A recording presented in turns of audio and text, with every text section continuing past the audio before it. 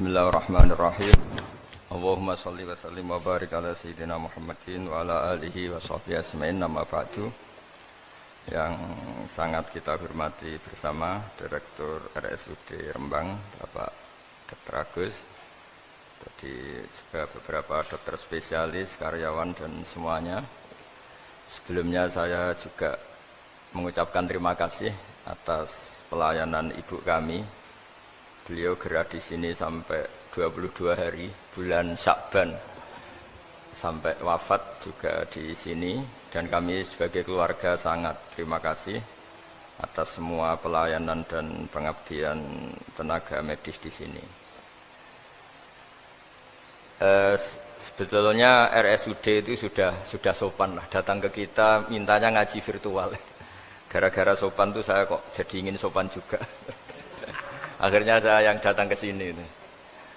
Biasanya yang lembaga-lembaga besar itu agak-agak enggak sopan itu, ngatur-ngatur orang. Ini kok baik gitu. Padahal BPK ngajinya di saya, lembaga negara. Kemenku pernah ngaji di saya virtual. Tapi RSUD kok kayak kasihan, jadi saya terus iya, jadi hakul jar kira-kira itu karena tetangga itu. Tapi niat saya ya tidak baik-baik banget, sambil jalan-jalan kok dekat. Jadi, tapi begini ya, saya akan cerita versi kiai ya. Kalau versi medis Anda lebih tahu. Kalau versi kiai itu kematian itu dianggap hal yang sebetulnya ada versi kiai ya, semua orang tahu lah pasti mati itu. Cuma inginnya mati itu kan macam-macam. Inginnya ya setelah kaya, terus setelah mapan, terus menangi anaknya mapan, cucunya mapan gitu. Terus itu pun sebetulnya ada siap mati juga, tapi ya tetap mati gitu. Jadi saya punya cerita, saya akan cerita yang lucu-lucu ya supaya enggak tegang ya menghadapi kematian. Dulu itu kroni itu ya sudah ada. Jadi Nabi itu ya punya kroni, tidak hanya pejabat. Nabi itu punya kroni. Nabi Sulaiman itu bisa terbang gitu. Ya mulai dulu manfaatkan angin. Jadi angin itu mulai dulu memang luar biasa. Dimanfaatkan orang sekarang mulai tenaga angin, pakai rem angin. Mulai dulu angin itu luar biasa. Nah itu teman dekatnya Nabi Sulaiman tuh ya agak sopan tuh bilang gini, itu Pak Nabi itu kalau nanti ada malaikat Israel saya pinjam anginnya supaya tidak bisa ngejar saya katanya. Jadi mulai dulu tidak hanya pejabat, Nabi pun ya punya teman yang agak-agak gimana gitu. Suatu saat malaikat Israel disuruh nyabut orang, misalnya namanya siapa lah. Nanti saya sebut ada yang tepaan sama nanti tersinggung, ya semuanya siapa gitu. Yang jelas namanya ada Agus tidak Bambang karena bahasa Arab itu. Itu orang ini cabut di India. Gitu. Nabi Sulaiman kira-kira ya di Palestina kira-kira itu. Si orang ini ternyata di dekat Nabi Sulaiman. Nah karena Nabi itu kan orang hebat lah, sehingga malaikat ya kadang silaturahim ke para nabi. Israel sendiri ya kadang-kadang silaturahim ke para nabi. Silaturahim yang paling enggak disukai ya silaturahimnya malaikat Israel. Datang ke Nabi Sulaiman, sebenarnya niatnya silaturahim. Ternyata ketemu orang itu, kaget malaikatnya. Waduh ini gimana ini? Kok saya disuruh nyabut di India, kok orangnya di Palestina? Nabi Sulaiman kira-kira di kawasan Palestina, di wilayah yang katanya Israel itu. Karena Palestina kita tahu kan, menurut pemerintahan Israel itu wilayah Israel, menurut Palestina pemerintahan apa? Palestina. Tapi Indonesia alhamdulillah sampai sekarang itu enggak mau atau tidak punya hubungan diplomatik dengan apa? Israel. Sehingga kita harus mengistilahkan Palestina untuk warga Indonesia. Kaget malaikat ini, katanya disuruh nyabut di India kok ada di sini. Nah si kroni ini, si orang yang itu melihat malaikat Israel, entah kenapa kok dia bisa melihat itu. Mungkin punya kekuatan tertentu karena dekat Nabi. Kaget dia. Malaikat melihat dia karena janggal ya, disuruh nyabut di India kok orangnya di Palestina. Si orang ini melihat malaikat juga takut. Malaikat itu punya hawa yang luar biasa. Akhirnya bilang ke Nabi Sulaiman, ya Nabi Allah tolong pinjemin saya angin untuk saat ini juga saya bisa terbang ke India. Dipinjemin sama Nabi Sulaiman. Akhirnya orang itu sampai ke India. Dikira angin itu sudah segala-galanya sampai India. Terus malaikat senyum, seneng dia. Wah ini sesuai protokol karena andai kan orang itu tetap di situ, malah malaikat gak berani ngambil karena prosedurnya harus ngambil di India. Jadi andai kan dia tetap diam di situ, sebenarnya malah gak masalah karena gak sesuai apa panduannya harus karena dia terbang di India, malaikat itu nyusul ya terus diambil karena sesuai apa? Ya, sesuai perintah harus memang diambil di India. Nah, kemudian saya akan memang dipesenin untuk memperkuat apa ya, nakes, teman-teman semuanya lah pasien. Tapi saya cerita dimulai dari yang seperti ini saya sengaja karena memang ya hidup itu seperti inilah. Pasti kita semua akan mengalami kematian. Cuma inginnya kita ya hidup itu ya sehat. Ya, terus kalau mati itu ya tidak punya utang karena berat nanti utang. Saya tidak tahu fikihnya itu. Kalau utang pribadi itu hisabnya berat. Kalau utangnya lembaga itu gimana itu? Dihitung salahnya direkturnya, apa dihitung salah karyawan yang minta naik apa? Gaji. Saya tidak tahu kayak utangnya Indonesia itu yang disalahkan itu menterinya apa presidennya, apa yang selalu mengajukan gaji 13. Tidak tahu itu karena di kitab tidak dibicarakan. Yang dibicarakan utang-utang apa? Pribadi ya. Kalau yang utang-utang lembaga negara itu nanti tak tanyakan malaikat auditornya ini gimana cara apa? Itu yang disalahkan menterinya, apa presidennya, apa direkturnya, apa pengajuan proposal itu. Nah singkat cerita itu kalau ngadepin kematian atau sebenarnya yang ngadepi kehidupan juga kita ini. Inna sholati wa nusuki wa mahyaya wa mamati lillahi rabbil alamin. Saya bicara ilmunya kiai. Misalnya si A itu sebenarnya sudah ditulis dia mati karena kecelakaan. Yang satu ditulis mati karena sepuh, karena tua itu. Yang satu mati karena tersedak, yang satu mati karena ngelindur. Mungkin yang satu mati karena tenggelam. Sehingga sebetulnya andaikan kita melihat Loh Mahfud, kita ini ya naif. Saya berkali-kali ngaji bilang, kadang kita ini takutnya sampai angking takutnya dari motor ngelamun, gara-gara ngelamun kita. Andaikan malaikat itu kok suka bully, tawain gitu.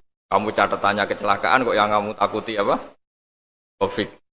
Yang sejarah misalnya kita pernah hidup menanamkan kebencian sesama itu terus ke bawah.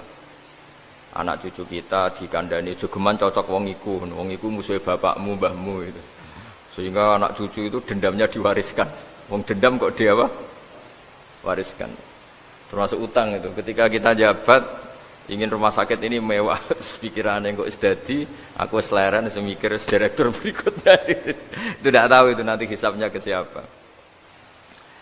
Saya ulang lagi ya. Maka dalam satu ayat dikatakan, laqad kunta fi ghaflatin min hadza fakashafna anka ghita'aka fabasarukal yauma hadid.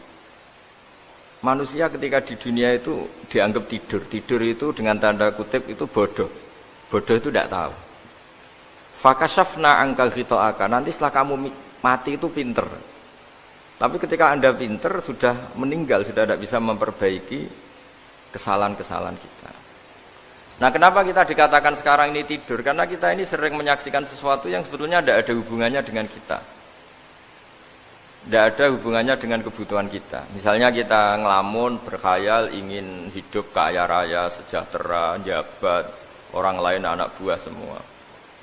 Ternyata itu nggak penting ketika kita di akhirat. Yang penting adalah Anda meninggal dalam keadaan menghamba kepada Allah Subhanahu wa ta'ala. Saya berkali-kali ngaji, kalau saya berkali-kali bilang, andaikan hati kita nanti direkam Allah, nanti di akhirat sudah direkam, orientasi kita direkam nanti.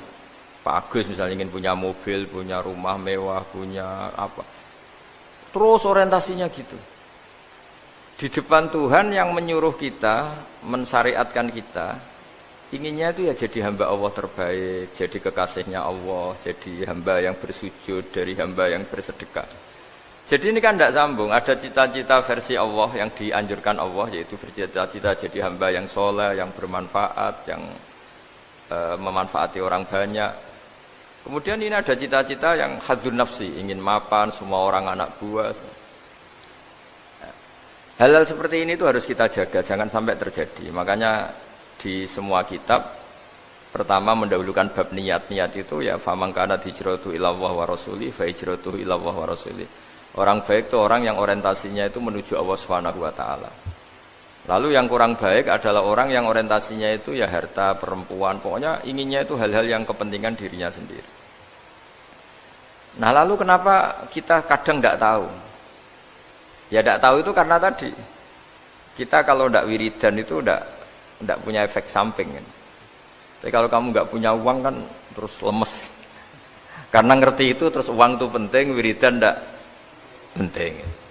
Nah dari kesimpulan itu sebenarnya kita menjadi bodoh. Karena menjadi bodoh ketika Anda meninggal ternyata uang ini nggak penting, wiridan ini penting. Tapi tahu kita terlambat setelah kita meninggal. Nah di sini saya ingin mengingatkan apapun kondisi kita yang jelas itu ingat selalu kepada Allah Subhanahu wa taala. Caranya ingat gimana? Kata Nabi, kamu bayangkan musibah yang lebih ekstrim, kamu akan tahu yang kamu alami itu ahwanu wa aisar, yang kamu alami itu ringan sekali. Ringan seringan-ringannya. Saya beri contoh ya, kalau Anda belajar kalau dalam bahasa pondok itu falak, mungkin kalau bahasa umum itu apalah ilmu apa. Misalnya orang ahli meteor, ahli apalah, ahli perbintangan. Ketakutannya pasti benda langit ini jatuh kemudian menimpa bumi. Nanti kalau Anda ahli geologi itu takutnya bumi ini likuifaksi karena sumber daya alamnya sudah begitu dikeruk, dimanfaatkan. Nanti yang ahli teroris atau yang ahli ekstremis itu takutnya itu ada teroris. Yang ahli sosiologi takutnya Indonesia itu chaos. Kalau chaos ya saling bunuh, saling apa. Jadi semuanya ini ketakutan ini semuanya mengarah terhadap kematian. Kecelakaan lalu lintas ya menjadikan orang mati. Likuifaksi kayak kemarin di Sulawesi ya iya, gunung meletus, gempa, tsunami. Nah, ketakutan yang menjadikan kematian sebenarnya banyak. Kalau baru tsunami aja ya orang takutnya ke tsunami. Nanti kalau ada kematian gempa ya takutnya gempa. Kalau temanya Covid ya takutnya Covid. Terus kalau ada tetangga mati karena ngelindur ya baru gue nak turu hati-hati kok nak mati ngelindur. Jadi nah masalahnya kan kita tidak tahu, nggak tahunya itu ya tadi takutnya Covid ternyata catatannya itu mati kecelakaan, takutnya kecelakaan ternyata matinya itu ngelindur. Kan kita tidak pernah tahu. Dari tidak pernah tahu itu kemudian agama datang dengan anjuran sudahlah kamu tawakal bahwa semua urusan kamu di tangan Allah Subhanahu wa taala. Inna sholati wa nusuki wa mahyaya wa mamati lillahi rabbil alamin la syarikalah. Yes, ibadah kita, salat kita, hidup kita, mati kita semua di tangan Allah Subhanahu wa taala. Sehingga dengan berpikir begini ini melihat Covid itu ya kayak melihat potensi kematian yang lain kayak karena gempa, likuifaksi, kecelakaan, karena ngelindur, karena macam-macam.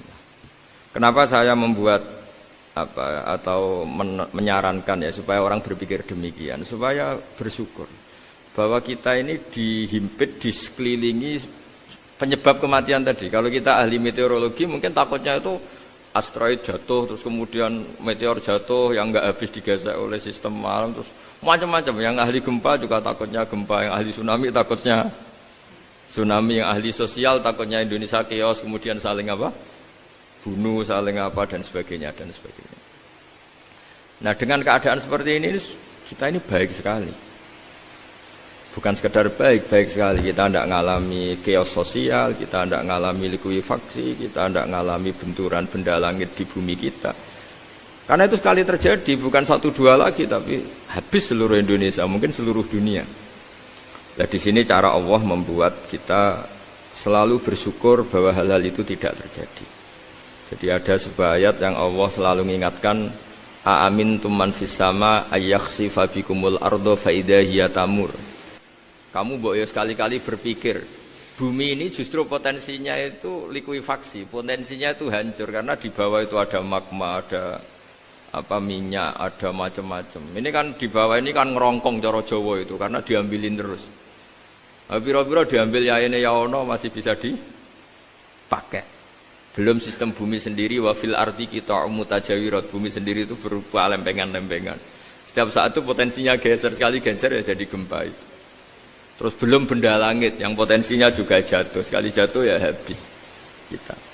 Jadi yang kita ini dikepung sekian potensi yang bisa menghancurkan kita. Tapi nyatanya mulai Nabi Adam sampai sekarang itu ada kehidupan, ada khayal. Sing Joko ya kepengen payu rabi, mungkin sing wis payu rabi ya mbah kepengen mbah roh. Macam-macam lah. Tapi yang jelas itu wong dikepung kematian kok ya khayalnya masih tinggi gitu. Lah enggak pernah ngayal ya orang yang utang ditagih itu, gak kober ngayal. Soalnya wedine tanggal kredit itu. Tapi ini saya cerita supaya orang Indonesia itu ngerti lah bahwa yang ngepung kita itu tidak hanya Covid. Banyak. Makanya orang Arab itu kalau ngendikan itu wa man lam yamut bisayfi mata bi khairihi ta'addadatil asbab wal maut wahidu. Karena orang Arab itu kan dulu Arab sebelum Islam itu kan satu kabilah nyerang kabilah yang lain itu. Wah itu kan harus butuh orang-orang tangguh karena dulu sistem rezekinya ya kayak sistem Indonesia dulu lah. Kerajaan ini nyerang ini supaya satu kerajaan punya eksistensi harus mengalahkan kerajaan yang lain. Bahkan cerita-cerita itu sama lah di Indonesia di mana-mana. Nah itu pemuda-pemuda yang gagah berani itu karena punya pegangan tadi. Wa man lam yamut bisayfi toh mata biwirihi. Kalau kamu tidak mati di medan perang ya tetap aja mati juga. Sehingga mereka kendel gitu kata cerita orang dulu. Ta'addadatil asbab wal maut wahidu. Sebab kematian bisa macam-macam, tapi kesimpulannya tetap saja namanya mati.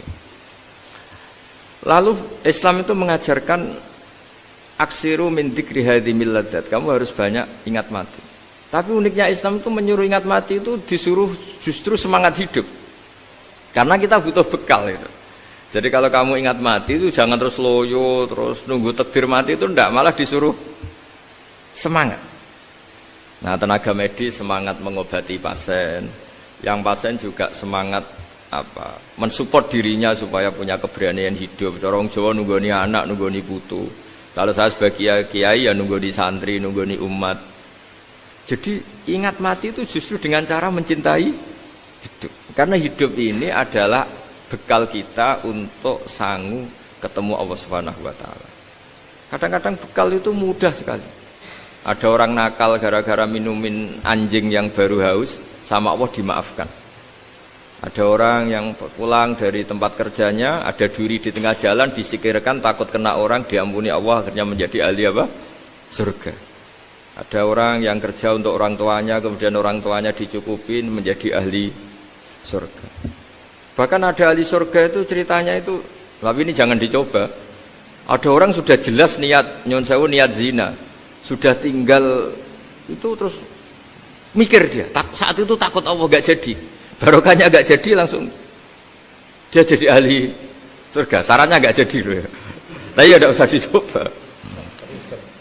Itu kalau keterusan masalah. Jadi Islam itu menganjurkan ingat mati, tapi justru dengan cara mencintai kehidupan. Karena yang jadi referensi Allah nanti di akhirat adalah perilaku kita, amal kita zaman apa? Hidup. Jadi disuruh ingat mati, tapi justru dengan cara sangat mencintai apa? Kehidupan. Lalu yang dinamakan kehidupan itu apa? Ya kita-kita ini. Ada yang mengkhidmati agama, mengkhidmati orang sakit, mengkhidmati itu ya berbakti, membantu. Ada yang nata lalu lintas, ada yang nata keamanan kayak Pak Polisi, ada yang nata keuangan kayak Kemenku, macam-macam. Semuanya harus kita cintai, profesi-profesi yang oleh Islam dianjurkan untuk kita nekuni itu. Jadi saya mohon lewat cerita ini orang itu tidak fokus takut Covid. Kasihan Covid kan jadi tersangka pembunuh sini. Padahal di kampung-kampung orang lugu-lugu yang saking nggak ngertinya itu kalau dikasih sumbangan itu katanya itu salam neng Covid matur nuwun. Itu ribet kan orang lugu-lugu itu.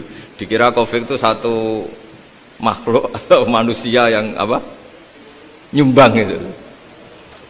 Jadi saya mohon semohon-mohonnya, minta seminta-mintanya sampean harus ngitung nikmat lah. Dengan sistem meteor seperti itu di langit tidak jatuh ke kita, sistem bumi yang sudah ngerongkong gini tidak likuifaksi, terus di dunia ini banyak kimia, banyak racun, itu kalau misalnya meledak kemudian dibawa angin mungkin matinya lebih massal. Ternyata semua itu tidak terjadi. Artinya nikmat yang sekarang kita dapatkan, kita nikmati sekarang itu jauh lebih besar ketimbang ketakutan kita. Nah, ini Islam selalu menganjurkan fazkuru ala Allah la'allakum tuflihun. Selalu ingat sisi-sisi nikmatnya Allah. Kamu jangan hanya sisi wah kita dikepung Covid, kita punya istri judes, punya anak enggak nurut, punya atasan sadis, punya anak buah enggak loyal. Kalau gitu terus ya kamu enggak berani hidup. Yang diingat masalah terus. Itu salah, hidup seperti itu salah menurut Islam. Yang Islam menganjurkan fazkuru ala Allah, kamu ingat sisi-sisi nikmatnya Allah, bukan sisi-sisi kita hidup itu diuji. Saya punya sekian cerita ulama-ulama yang unik, yang punya nasihat itu. Jadi ada orang kaya raya dulu temannya banyak, anak buahnya banyak. Suatu saat dia miskin terus gak ada yang berkunjung. Terus dia ngeluh, curhat ke ulama itu. Ketika saya kaya yang berkunjung banyak, ketika saya miskin kok nggak ada yang berkunjung, kurang ajar betul teman-teman saya. Terus kata kiai itu lucu kalau ada nih, ya bagus gitu dong ketika anda miskin sudah ada yang berkunjung. Loh kok bisa? Ya misalnya kamu sekarang jadi buruhnya orang, pas disuruh-suruh dibentak-bentak, terus teman kamu udah datang, malah kamu jadi tontonan toh. Mendingan nggak udah datang, jadi kamu ketika buruh orang nggak malu karena teman-teman kamu sudah tidak datang. Ya alhamdulillah kalau gitu ya. Jadi dulu satu hal yang dia dulu nganggap problem, loh ya kan kalau kamu misalnya dulu kaya, temannya banyak, jabat, terus yang takut banyak. Ketika sudah miskin, Yun Sawu jadi buruhnya orang disuruh-suruh, terus teman kamu tetap udah datang. Siap nggak Anda? Siap datang apa siap tidak datang? Lebih siap tidak datang sebetulnya kan? Karena nggak jadi tonton. Akhirnya dia sadar. Ya gitu kalau dikeluhin, istri saya ini judes, sering marahin gini-gini. Ya bagus dong marahin kamu, kalau marahin tetangga malah masalah kan. Coba kamu punya istri kalau marahin orang lain, pusing enggak? Mendingan marahin. Jadi pokoknya dilatih terus. Lama-lama dia bersyukur. Nah termasuk cara kita melihat kehidupan. Ada doa Rasulullah SAW yang luar biasa, ya Allah jadikan kehidupan ini sebagai penambahan saya untuk berbuat baik. Wal mauta rohatan li min kulli syarrin, kalau saya engkau takdir mati ya anggap mawon ini mati itu berakhirnya semua potensi keburukan saya. Orang itu kan potensinya dua, buruk betul atau potensi buruk. Mungkin sekarang kita tidak korupsi, tapi saja suatu saat kita korupsi. Mungkin sekarang kita tidak salah, suatu saat potensi salah. Dan mati itu mengakhiri itu semua. Makanya saya berkali-kali cerita kalau ngaji, kalau orang-orang alim NU itu kalau ada bajingan mati tetap dia seksain ini baik dia. Itu tetangganya nggak mau semua. Wong bajingan kok darani baik. Tapi kiainya ngotot, harus disaksikan kalau ini baik. Akhirnya mereka bilang ya baik-baik. Padahal di hati kiainya sudah tidak bisa garong lagi, tidak bajing lagi. Ya baiklah gitu. Jadi sehingga orang-orang soleh itu melihat hidup itu ya biasa, melihat mati itu biasa, karena hidup adalah sarana kita menambah kebaikan dan mati adalah akhir dari segala keburukan kita atau potensi keburukan kita. Jadi Islam itu mengajarkan kita gimana menghadapi kehidupan, juga gimana menghadapi apa? Kematian. Jadi saya ulang lagi, itu ajaran-ajaran Islam yang luar biasa. Jadi ij'alil hayata ziyadatan li fi kulli khairin wal mauta rohatan li min kulli syarrin. Jadi hidup menambah kebaikan, kalau kita mati anggap saja mengakhiri semua buruk kita kalau kita sedang buruk atau potensi keburukan kita. Saya cerita ringan tapi supaya diingat-ingat. Jadi kalau kita yang nekuni, saya tadi kan sudah bilang, kita kiai yang nekuni ilmu itu ya tadi kita agak fokus bicara Covid. Inna Allaha yumsikus samawati wal ardo an tazula wala in zalata in amsakahuma min ahadim min ba'dih. Kalau kamu ahli meteorologi kan melihat ini jatuh jumlahnya besarnya sekian. Ini kalau digesek oleh atmosfer paling masih sekian, kayak kemarin Januari kan hujan meteor yang sering kena Lampung kemarin. Terus di mana-mana mesti takut kamu itu. Kalau kamu ahli gempa takutnya itu ya pergeseran lempengan bumi. Kalau kamu ahli tsunami ya takutnya tsunami. Kalau ahli sosiologi ya takutnya chaos sosial ya, sama kamu medis ya takutnya penyakit yang menular, penyakit seperti ini. Oke, kita sekarang fokus menghadapi Covid dan kita selalu berharap supaya Indonesia terbebas dari apa?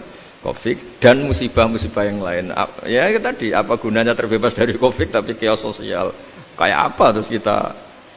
Sehingga Islam selalu mengajarkan harus disyukuri lah bahwa kita sekarang alhamdulillah kita hidup harmonis. Kita kata Mbah Mun Bhinneka Tunggal Ika itu dingendikakno terus. Terus yang terakhir masalah air. Air itu sumber kehidupan. Di antara Allah mengingatkan kita adalah qul ara'aitum in asbaha ma'ukum ghoron famay ya'tikum bima'in ma'in. Bumi ini kan bawahnya ada magma, terus ada air. Normalnya air itu enggak ada. Secara teori itu normalnya air itu enggak ada karena bumi itu kan kalau ada air kan meresap. Sudah meresap bawahnya itu ada minyak, ada magma, harusnya air itu tersedot habis. Tapi orang saking angkuhnya, saking cueknya, ngira air itu malah potensinya itu abadi. Sebetulnya kalau menurut teori alam, air itu gampang hilang kan, diletakkan di bumi ya bumi itu meresap. Nanti bawahnya itu ada minyak, ada sebagian ada magma, ada macam-macam lah. Jadi potensi air itu harusnya nggak ada malah kalau melihat sistem itu. Tapi karena Allah saking rahmannya, air ini dijaga sedemikian rupa tetap ada. Kalau melihat sistemnya kan normalnya malah nggak ada. Makanya Allah selalu mengingatkan in asbaha ma'ukum ghoron. Suatu saat air yang kamu pakai yang jadi sumber kehidupan itu bisa saja tahu-tahu hilang, mungkin tersedot oleh panas bumi atau corong Jawa niku nyeresep entek atau gimana lah cara Allah menghilangkan. Famay ya'tikum bima imain. Lalu siapa yang bisa mendatangkan air itu lagi? Ini kata para hafidh, ini yang kata guru-guru ya, termasuk yang dikatakan Pak Mukhtar ini. Nanti orang harus menghentikan menjawab Allahu Rabbul Alamin. Hanya Allah sendiri yang bisa mengatur air ini selalu ada. Itu Pak, kalau kamu pikirkan air kamu sokkan di bumi kan mesti langsung hilang, meresap ke bumi. Bumi ada bawahnya lagi, ada bawahnya lagi. Dan mungkin bukan yang paling bawah mungkin tomak, harusnya itu nggak ada.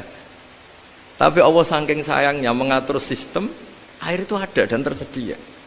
Tapi ketika orang terlalu cuek dan angkuh, sampai lupa syukur tersedianya apa? Air itu Allah mengingatkan, disuruh bayangkan, kul ara'aitum. Coba bayangkan kalau in asbaha ma'ukum ghoron. Tadi kan ada khataman ya, saya ikut terima kasih. Bayangkan kalau air suatu saat itu ghoron menjadi hilang. Fama ya'tikum bima imai.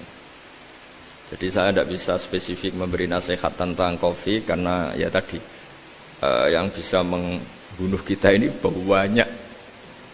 Ya, tsunami ya bisa bunuh, gempa bisa bunuh, likuifaksi bisa bunuh, jatuhnya benda lain kita bisa bunuh. Takut tanggal utang kaget ya bisa bunuh. Macam-macam. Semacam-macam lah ngelindur ya. Kemarin mudik aja yang sebelum tertata rapi aja mudik aja berapa kemarin kalau ada apa mudik Lebaran yang tahun berapa, 3 tahun yang lalu apa 4 tahun yang lalu dulu.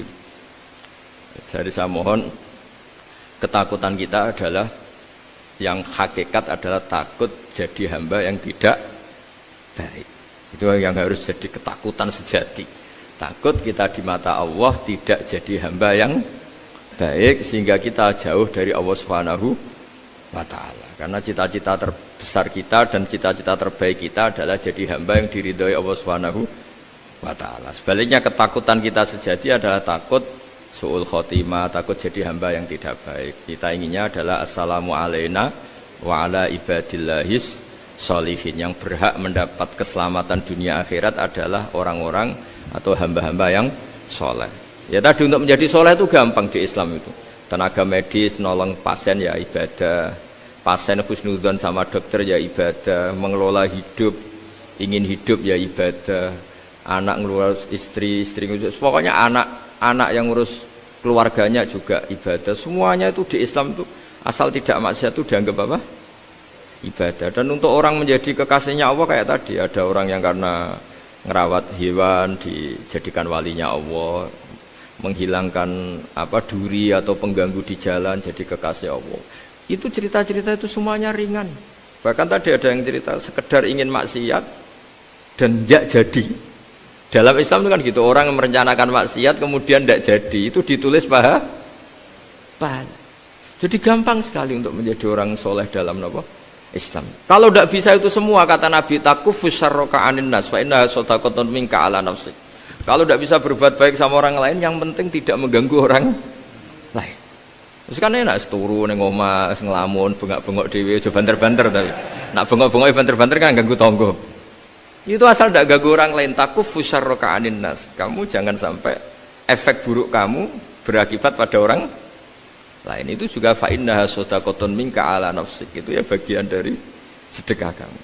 Taruh saja misalnya kalau secara ilmu medis, misalnya kita ini kok dinyatakan positif COVID, secara ilmu medis nggak boleh ketemu orang lain, terus kamu diisolasi.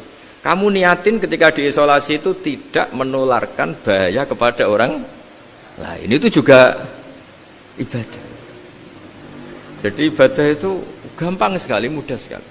Karena agama ini yuridu wa bikumul yusra wala yuridu bikumul usra. Agama ini mudah bukan sulit. Ya, mohon maaf tadi saya nggak bisa datang yang jam 11 karena saya tadi malam hormat di Jogja, acara 7 harinya Kiai Jatabek, tadi pagi baru datang. Tapi saya mohon pokoknya yang seneng ya, hidup itu yang seneng, diberi kesempatan hidup sampai sekarang itu yang seneng. Jangan karena teman kamu meninggal terus akan-akan ini teman saya meninggal, paling saya besok. Kok kamu tahu? Nyatanya besok hidup lagi, besoknya ya hidup lagi, sampai sekarang ya masih hidup. Sudahlah, mensyukuri yang ada. Jadi sudah saya mohon, syukur itu penting. La in syakartum lazidanakum. Justru dengan kita syukur itu insyaallah segalanya akan tambah baik, tambah napa? Baik. Nggih, matur nuwun ngapunten ingkang kathah. Assalamualaikum warahmatullahi wabarakatuh. Subhanallahi wa bihamdihi adada khalqihi wa ridha nafsihi wa zinata arsyihi adada kalimatihi. Subhanallahi wa bihamdihi adada khalqihi wa ridha nafsihi wa zinata arsyihi adada kalimatihi. Subhanallahi wa bihamdihi adada khalqihi wa ridha nafsihi wa zinata arsyihi adada kalimatihi. Subhanallahi wa bihamdihi adada khalqihi wa ridha nafsihi wa zinata arsyihi adada kalimatihi. Subhanallahi wa bihamdihi adada khalqihi wa ridha nafsihi wa zinata arsyihi